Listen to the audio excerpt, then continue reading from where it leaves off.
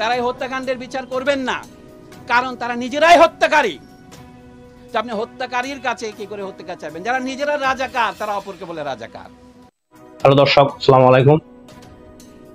কেউ বলে স্বৈরাচার, কেউ বলে জালিম সরকার। সরকারকে ক্ষমা চেয়ে পদত্যাগ করতে হবে, এমনটাই বলেন ডক্টর সলিমুল্লাহ খান।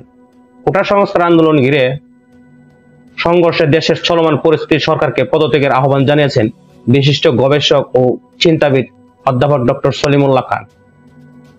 তিনি বলেন, বর্তমানে যেটা দরকার সেটা হলো রাজনৈতিক সমাধান। রাজনৈতিক সমাধানের প্রথম পদক্ষেপ হলো বর্তমান সরকারকে নিঃশর্তভাবে ক্ষমা প্রার্থনা করে পদত্যাগ করতে হবে। সরকারের পদত্যাগ ছাড়া নতুন কোন রকমের ব্যবস্থা আমরা যেতে পারবো না। কোটা সংস্কার আন্দোলন, আটক শিক্ষার্থীদের মুক্তি, মামলা প্রত্যাহার এবং শিক্ষার সুষ্ঠু পরিবেশ নিশ্চিত দাবিতে গতকাল ইউনিভার্সিটি অব লিবারেল আর্টস বাংলাদেশের শিক্ষকদের সংগতি সমাবেশ ও আহ্বান জানানো হয়েছে।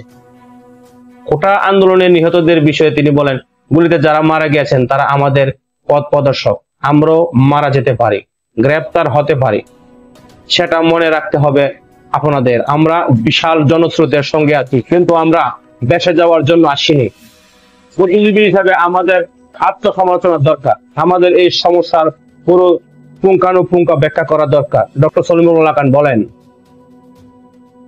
চলমান সংকটের উৎপত্তি কোথায় সেটাতে না গিয়ে সরকার এখন বলেছে এই দল সেই দল নিষিদ্ধ করবে।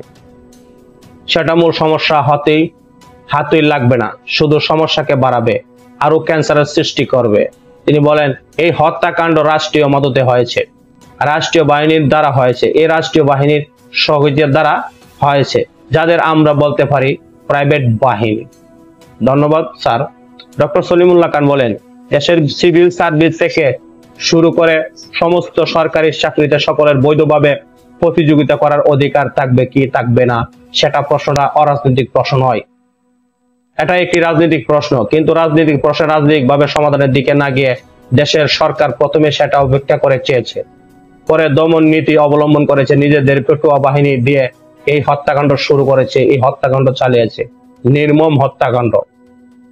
ন্যায় বিচারের প্রশ্ন দিলে তিনি বলেন, এই সরকার ক্ষমতা থাকা অবস্থায় আপনারা কি কেউ বিশ্বাস করেন? অবশ্যই না। তারা ন্যায় বিচার করতে পারবে? তারা ন্যায় বিচার করতে পারবে না। তারা শুধু হত্যা করতে পারবে, গুম করতে পারবে, নির্যাতন করতে পারবে, মানুষকে ভয় ভীতি দেখাতে পারবে। তারা এই হত্যাকাণ্ডের বিচার করবে না, কারণ তারা নিজেরাই হত্যাকারী। তারা নিজেরাই হত্যাকারী কিন্তু কোনো হত্যাকারীর বিচার করতে পারে?